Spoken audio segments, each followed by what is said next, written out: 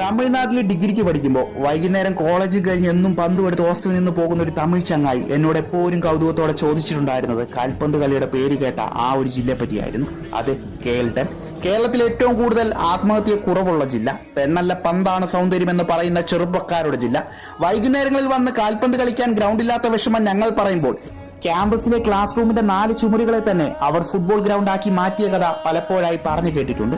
6 മുതൽ 60 വയസ്സ് വരെയും പണിയും പഠനവും മറന്ന് ഫോൺ മാറ്റിവെച്ച് പരസ്പരം ചിരിച്ചും ചിന്തിച്ചും കൊതിച്ചു വാങ്ങിയ ബൂട്ടിനെ കാലിലണിയുമ്പോൾ പിരിവിട്ട് വാങ്ങിയ കാൽപന്തിനെ അവർ അന്ത്യോളം തട്ടാറുണ്ട്.